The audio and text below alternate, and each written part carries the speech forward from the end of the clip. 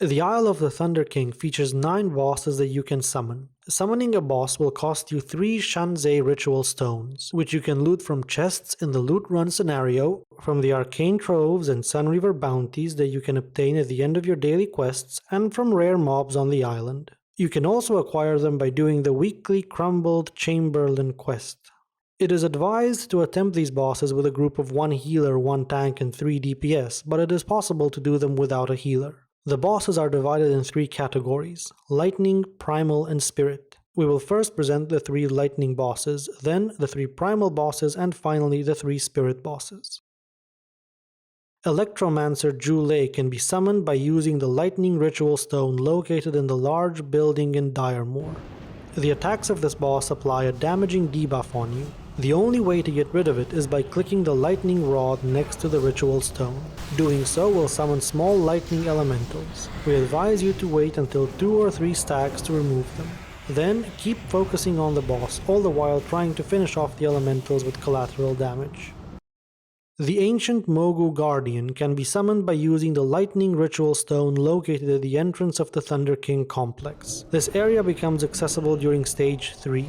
We found this boss to be the most difficult. When you engage him, you will see tiles on the floor. There are 4 types of tiles. Cloud tiles remove a very damaging buff that the boss applies on himself. Fire tiles deal damage when players walk on them. Arrow tiles knock you back in the direction of the arrow on the tile. Lightning tiles increase your damage done. With that in mind, the strategy is simple. Whenever the boss buffs himself with Mantle of the Thunder King, your tank needs to bring him over a cloud tile. Other than that, DPS players should simply stand on lightning tiles. Qi'nor can be summoned by using the Primal Ritual Stone located in the upper part of the platform where you enter the Thunder Forges during the scenario that completes Stage 3. As such, this boss cannot be summoned before Stage 4. The only thing to watch out for in this fight are the Sauroch slaves that Qi'nor often summons. He will cast Lightning Prod at them, which will deal a lot of damage to nearby players, so simply try to get away from them when Qi'nor casts Lightning Prod.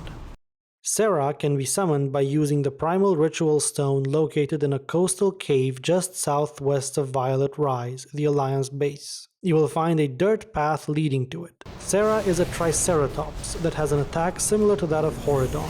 It targets the front and the back of the boss, so you need to always stand on the side to be safe.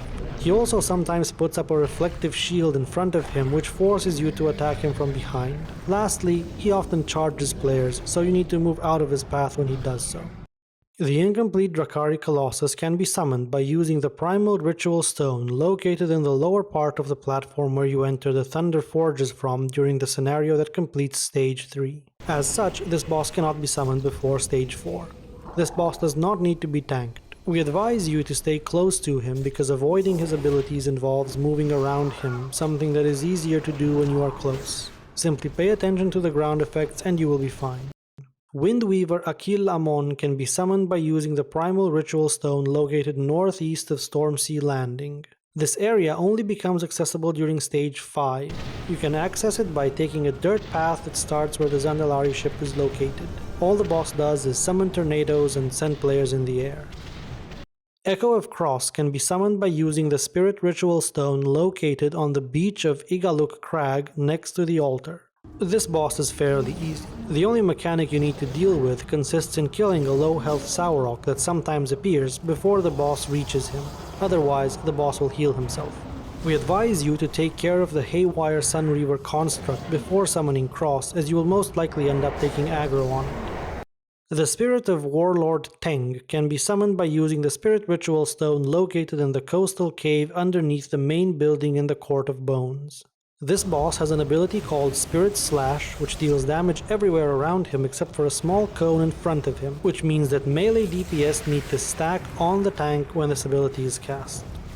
This ability also leaves a damaging area on the ground, but the effect is clearly visible. In addition to this, Teng often summons a restless spirit who chases a random player.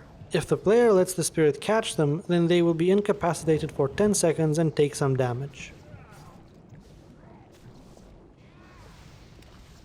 Kor'dok can be summoned by using the Spirit Ritual Stone located on a small island west of the Court of Bones. The only thing to watch out for is when Kor'dok uses Shield Slam.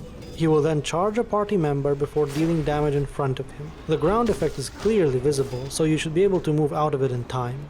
At 50% health, Kor'dok summons Tinzo the Emberkeeper to help him. All this new mob does is steal your heals, but since we did not have a healer in the party to begin with, we did not really notice a difference. We simply continued to attack Kor'dok until he was dead. Thank you for watching our video, and be sure to subscribe to our channel to be notified of all our new content.